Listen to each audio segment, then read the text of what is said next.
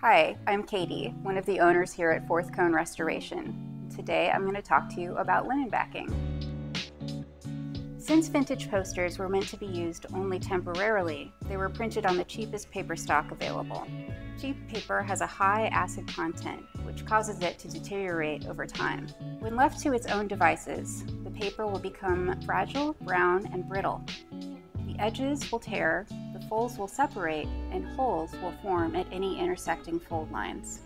And that's all without any help from people. Vintage posters tend to lead rough lives. They're stored in basements, and they're vulnerable to flooding. Once mildew takes hold, the paper's fibers will begin to disintegrate.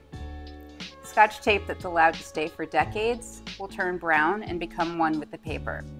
Stored posters are often sandwiched between layers of highly acidic cardboard or even wood, causing the paper to deteriorate even faster. Linen backing is meant to stabilize paper that might have a weak molecular structure, so it's ideal for vintage posters. The process goes back hundreds of years and was originally used for folding portable maps. A linen-backed poster will have all the waves, folds, and wrinkles smoothed out so that the original image becomes the point of focus again. Our adhesive is slightly alkaline to counteract the poster's acidity, so it slows down the paper's aging process. The strength of the backing means that the poster can more easily be framed and will not sag under its own weight. The poster can also be rolled for storage and will easily unroll again to be flat and smooth. This process is also preferred for glossy posters because it cuts down the glare of wrinkles and folds that can distract from the art.